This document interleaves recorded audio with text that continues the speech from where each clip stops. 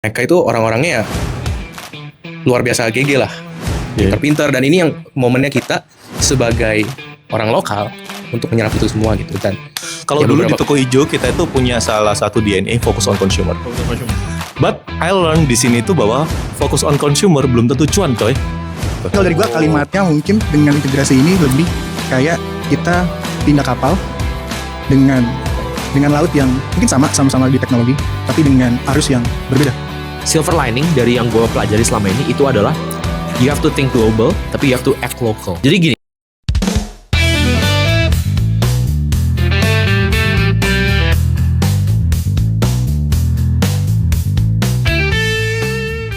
Halo semuanya, ini adalah episode pertama Ardi, Ruang Diskusi. Jadi kita di sini itu bakal ngobrolin hal-hal yang berhubungan dengan tech related yang ada di Indonesia, dan juga nanti kalau misalnya ada isu-isu terbaru dari luar negeri, nanti kita juga bakal update di sini. Pasti.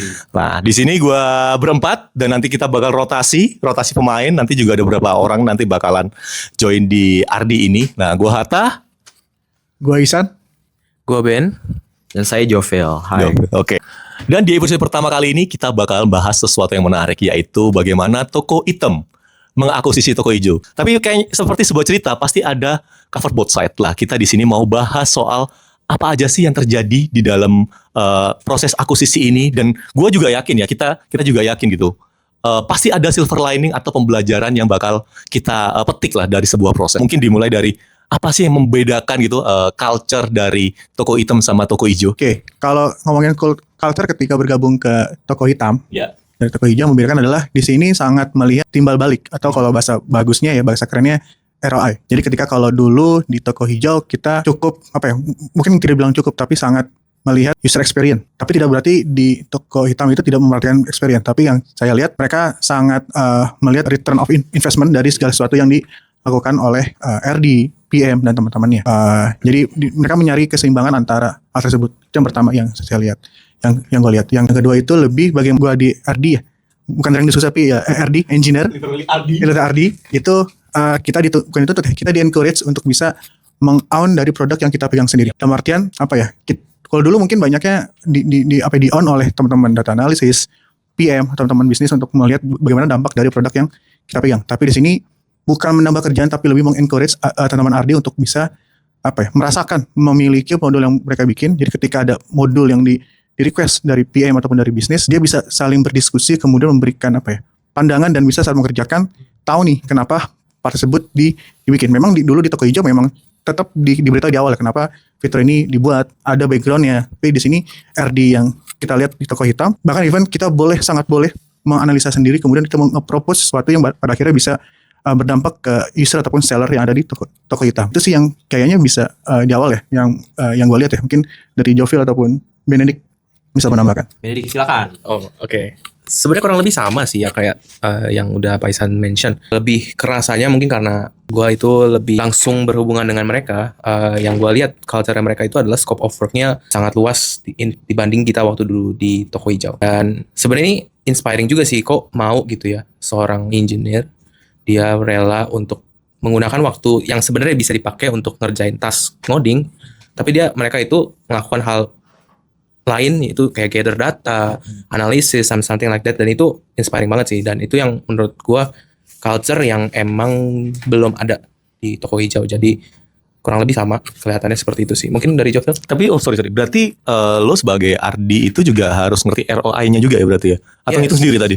Benar. Jadi ini gue juga belajar pas waktu ada integration going on. Dan ini yang emang dituntut ke RD, itu RD itu harus paham ya melakukan development ini kira-kira timbal balik ke seller tuh seperti apa, dan itu harus bisa di measure. Ini yang makanya mereka itu sangat gencar namanya gather data, terus nge-tracking datanya. Mereka itu benar-benar teliti, dan ini yang makanya mereka bisa bilang, mereka bisa kasih input ya itu mereka semua based on data.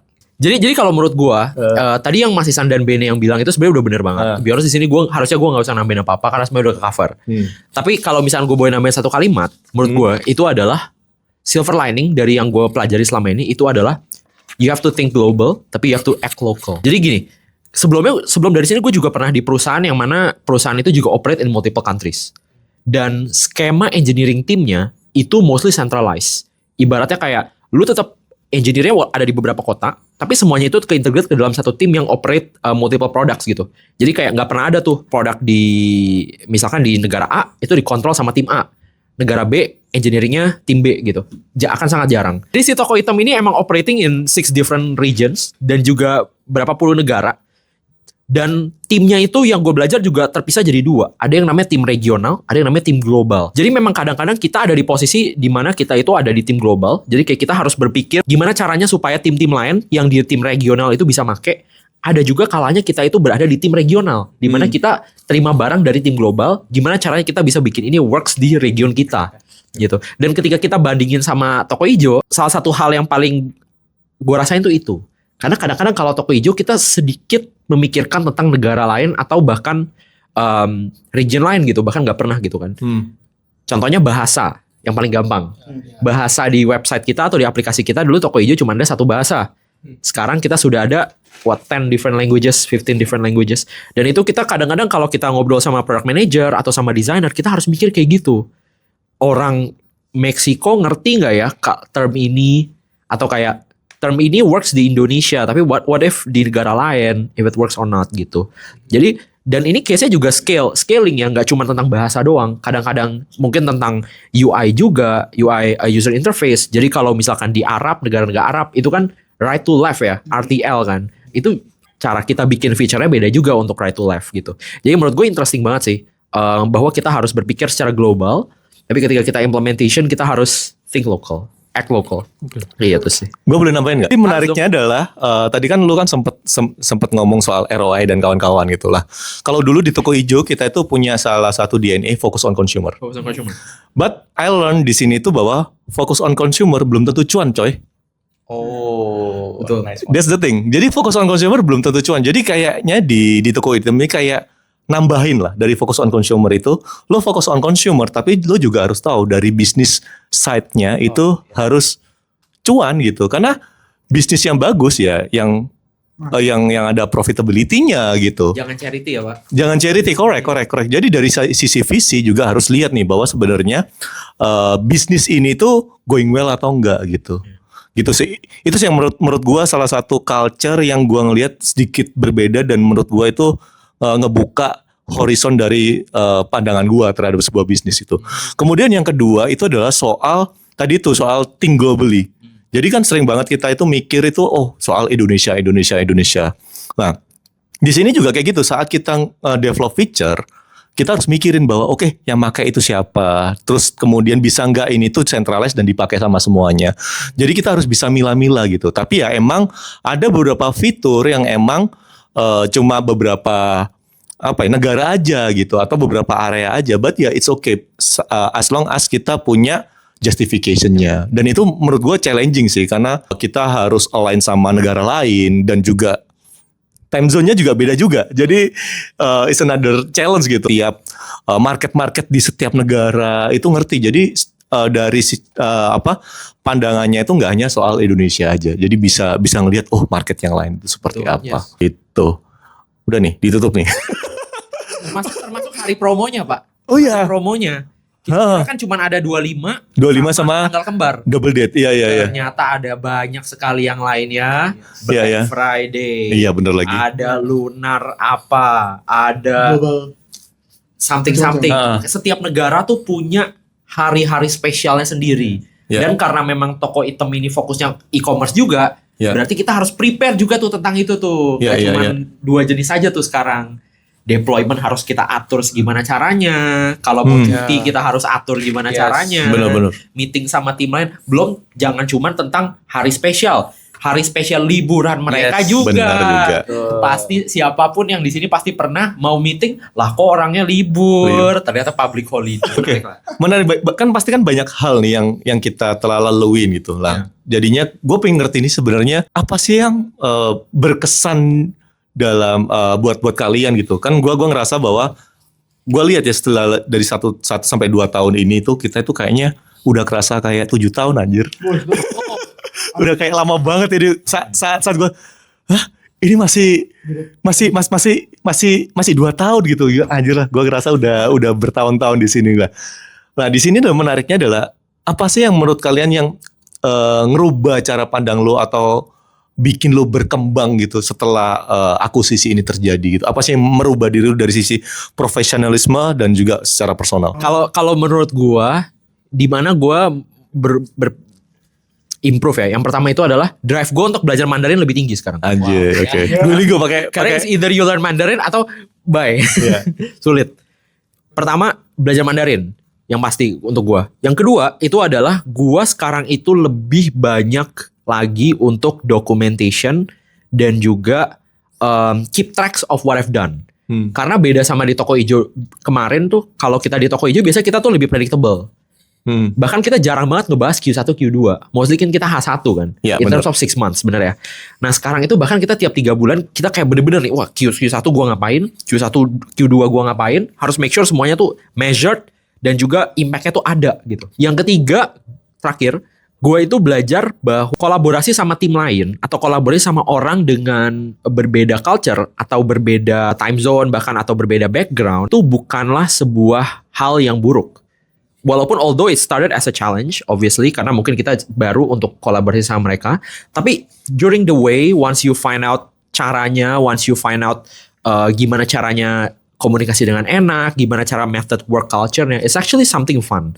Something yang setiap project baru kalau lu ketemu orang baru lu akan kayak cara kerja dia begini ya. Padahal sebelumnya sama dia caranya begini, ternyata sama dia ini begini. Atau kayak lu ke project lain, ketemu orang baru lagi ternyata. Dan culture setiap negara tuh beda-beda gitu. Betul. Apalagi kalau misalnya kan gue kan beberapa kali diskusi gitu, ada yang keras, nih orang keras banget sih, tapi emang caranya kayak gitu gitu. Betul. Dan kalau saya orang seperti yang lo bilang tadi kan orang Indonesia predictable gitu dari cara ngomongnya, kemudian orang ini abis ini ngomong ini bakalan ngomong apa gitu. Lumayan predictable, tapi kalau misalnya negara-negara lain itu emang kita belajar culture negara lain juga. Betul. Jadi ya menurut gue itu aja sih. Mantap. Terima kasih. Lanjut. Lanjut, coba lagi nih. Oke, apa yang dipelajari ya? Banyaknya pasti secara technical lah ya. Technical mereka udah sangat mature. Dan bisa dibilang apa yang mereka buat tuh literally sangat banyak. Jadi apapun yang kita cari, maksudnya gimana ya? Kalau misalnya kita mau kerja nih, kita butuh ngambil data, mereka punya platform for it gitu. Nah, iya lagi. Kita mau ngomongin tentang bahkan travel sesimpel itu, mereka punya platform for it. So apa yang mereka buat tuh semuanya in-house. Jadi ini sangat besar scale-nya, dan yang gue pelajari ya mereka itu orang-orangnya ya luar biasa GG lah, pinter-pinter, dan ini yang momennya kita sebagai orang lokal untuk menyerap itu semua gitu. Dan ya beberapa kali gue coba ngelakuin hal itu ya dengan bikin inisiatif kecil-kecil, terus gue coba reach out ke teman-teman di sana untuk minta feedbacknya, dan it's such mind opening banget lah. Jadi eye opening, dan wah luar biasa banyak inspirasi baru gitu dari situ. Dan ya ini nggak boleh, something yang kita nggak boleh miss sih. Jadi yang gue banget pelajari ya satu dari technical, gue belajar banyak banget dari mereka. Dan yang kedua ya itu maturity lah. Jadi dulu mungkin waktu di toko hijau kita udah nyaman dengan flow-nya kita, udah nyaman dengan cara kerja kita. Ketika kita gabung ternyata dengan orang-orang yang berbeda tadi, kita cukup defensif awal-awal. Iya. Kita cara kita tuh udah paling bagus nih, tapi ternyata ada yang lebih bagus. Dan ini yang sebenarnya jadi ngebangun dewasa gua juga gitu, kayak untuk melihat ada ada cara yang lebih baik daripada cara kita sendiri. Oke. Kalau dari gua sedikit nambahin kali ya. Jadi ini agak menyambung dengan jawaban yang tadi disampaikan oleh Joviel dan Benedict. Jadi kalau pelajaran yang diambil adalah contoh tadi bilang terakhir yang mention terkait. Jadi kita terbiasa dengan cara yang ada di toko hijau itu sudah nggak paling baik di toko hijau. Ternyata di toko hitam lebih bagus. Cuman yang tambahan yang bisa gua tambahin adalah mungkin bukan lebih baik, tapi bisa jadi lebih cocok dengan kondisi tertentu. Benar-benar mereka melihat return yang bisa didapatkan, effort, kemudian sama hasil yang didapatkan. Jadi misalnya kondisinya memang contoh ini mungkin agak ringin sedikit. Kayak mungkin kondisinya emang banyak tim dan banyak regional menggunakan teknologi yang agak lama lah untuk. Jadi karena kondisinya emang environment yang terjadi di satu area modul atau domain itu emang agak lebih di bawah dibandingkan yang rata-rata yang ada di toko hitam. Tapi karena memang kondisi banyak tim menggunakan hal yang sama, kemudian salah satu projectnya itu tidak mengharuskan untuk mengupgrade untuk dengan teknologi yang terbaru, tapi mengupgrade dari yang lama menjadi hal yang mau mencapai goal tertentu. Jadi tidak memaksakan karena di luar ada teknologi terbaru, tapi ternyata ROI yang tidak masuk untuk ke bisnis, ya dia tidak mengforce, tapi bagaimana mengkreatifkan sedemikian rupa agar yang sekarang itu tidak membuat tim-tim yang terkait itu tidak jadi painful. Jadi poin benang merahnya adalah tidak harus selalu lebih baik secara keseluruhan, tapi lebih baik untuk satu kondisi tertentu. Apakah itu baik untuk yang lain? Bisa jadi enggak, karena even ya di toko hijau kan ya, tadi kalau misalnya cuma satu negara, tapi karena di toko hitam ini adalah multiple region, multiple country, budaya, timnya pun banyak tim. Jadi kondisi tim satu tidak dipaksa untuk mengikuti best practice yang ada di tim lain. Benar-benar menyesuaikan dengan kondisi tim dan kondisi bisnis tersebut. Jadi bisa lebih mereka berpikirnya lebih fokus ke yang memang mau dicapai, tidak memaksakan hal yang mungkin tidak cocok dengan tim tersebut, ya sudah disesuaikan. Kemudian yang tambahan lagi yang bisa dipelajarin, mereka mungkin bukan cukup, bahkan bisa dibilang sangat efisien. Karena ya apapun itu dihitung gitu, dihitung. Kemudian kalau toko hijau bedanya mungkin kita bisa sering berkolaborasi untuk saling bantu lah. Kalau di toko hitam aku lihat memang semangat tetap sama untuk bisa saling bantu, tapi mereka sangat melihat fokus masing-masing tersebut untuk bisa mencapai goal tiap tim tersebut gitu. Mungkin itu sih. Menurut gue Eastern Style ini menarik. Karena menurut gue banyak masalah di negara ini yang sebenarnya bisa kita solve kalau kita menerapkan Eastern Style. Exactly. Tapi saya tidak maksudkan dengan berhubungan dengan orang ya, tidak ya. Yang saya maksudkan ini berhubungan dengan misalnya aplikasi. Mungkin teman-teman di sini tahu, teman-teman di sini yang pernah ke China mungkin, bahwa di sana itu status quo-nya adalah yang kita sebut sebagai mini app. Term mini app ini maksudnya adalah biasanya itu WeChat atau Alipay.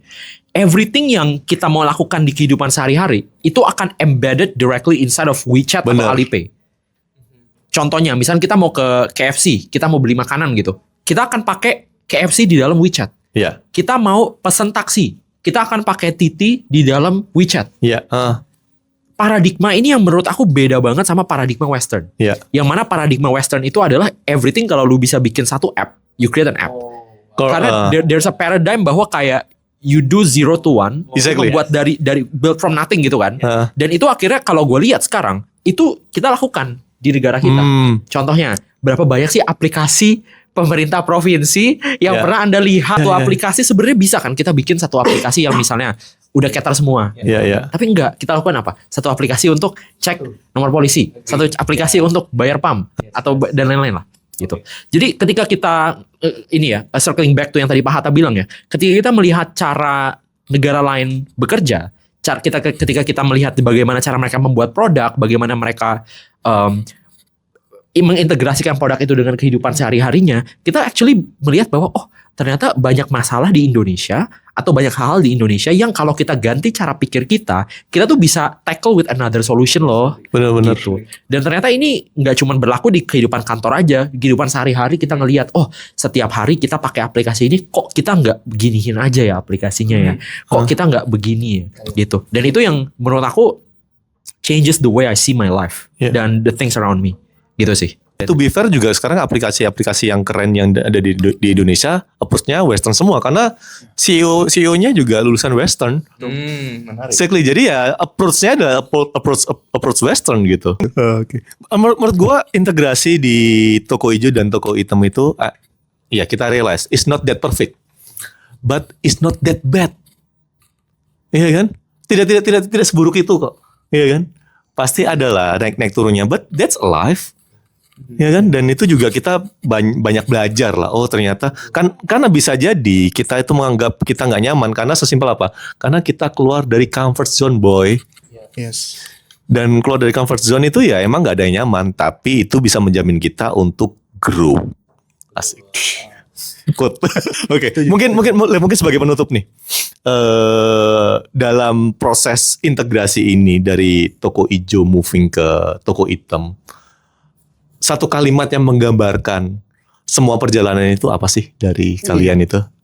Kalimat ya. Satu kalimat gitu. Kalau dari gua kalimatnya mungkin dengan integrasi ini lebih kayak kita pindah kapal dengan apa ya? Dengan laut yang mungkin sama-sama di teknologi, tapi dengan arus yang berbeda. Jadi ibaratnya kita kapal udah lama, patah lama. Ya sekarang kita di kapal yang baru untuk bisa mengarungi lebih jauh dan lebih menambah pandangan kita ke laut yang lebih luas lagi. Mungkin gitu ya. Bahasanya cukup. Kalau dari gue cuma satu kata, expand. Expand. Expand. Pokoknya jangan badan aja yang ikutan expand ya. Nah, itu dia. Gak boleh stres itu ya. Nggak mau dielaborasikan nih expand apa? Expand apa ya? Oke. Kalau di elaborate, expand banyak banget karena gue melihat seasonnya kita integration tuh adalah momen dimana kita ekspansi dari mungkin segi market, segi mindset, segi resource bahkan ya. Karena kita bisa tap into market, mungkin maksudnya tap into modal yang lebih besar mungkin. Kayak kita tahu Toko Hitam di backing oleh powerful company juga kan, dan jadi dari situ mungkin dari segi Ardi gue nggak terlalu kelihatan ya. Maksudnya tapi kalau dari ngelihat teman-teman gue itu sangat punya resource lah. Jadi expand di resource juga. Jadi nggak kayak orang susah lah. Bisa ya. Iya. Terus expand mindset gitu, knowledge. Jadi emang momennya di seasonnya integration tuh expand. Oke. Dua kata. Diambil hikmahnya aja. 3 tuh. Diambil hikmahnya aja. Oh ya boleh 3. Diambil hikmahnya aja. Kenapa? Karena during all the integration work yang kita lakukan, ini kan bukan integration pertama kita. Mungkin yang pertama kita sebutnya merger, gitu kan? Jadi ini integration ini bukan pertama. Tapi ketika gue lihat itu semua hal yang kita lakukan, capek nggak capek, seru nggak seru, ketemu orang lama orang baru, market A market B, pasti ada hikmah yang bisa kita ambil. Mulai dari misalnya kalau kita sekarang kerjaannya mungkin kelihatannya makin banyak, tapi hikmahnya apa? Kita jadi lebih cepat ngerjainnya sekarang. Dulu mungkin satu hari cuman bisa 1 PRD, sekarang mungkin 1 PRD doang tapi ditambah sama apa yang lain. Dulu mungkin kita cuman kenalnya 1 orang 2 orang untuk satu project, tapi sekarang kita bisa kenal the entire team gitu. Jadi menurut aku apapun yang kita lakukan di sini selama perjalanan ini pasti ada hikmah yang bisa kita ambil. It's just a matter of whether you wanna see it or not. Whether you want to acknowledge bahwa ada sesuatu yang gue pelajarin, atau lu simply cuma mau menyerah dan bilang ih gue capek. Gitu. Itu deh. Capek pasti. Gak ada yang kerja yang gak capek. Betul. Tidurnya capek kan? Betul. Kecuali komisaris. Capek apa? Capek jilat. Oke. Tapi gue ngerasa ya, kita sebagai ex Toko Ijo itu gue ngerasa bahwa tahan banting. Lu nyadar gak sih? Belum selesai merger, belum genap 2 tahun, kita udah akuisisi gitu. Itu gila sih. Gila sih banget ya. I agree sih. Ya kita learn a lot. Ya kalau misalnya capek-capek, kalau misalnya mau ngeluh, ya mungkin orang ngeluh dan itu manusiawi. Tapi pertanyaannya, kita nyerah atau enggak? Dan kita memilih untuk tidak menyerah, bro. Let's go. Oke, itu aja dari Ardi, Ruang Diskusi. Kita nanti ketemu lagi di episode selanjutnya.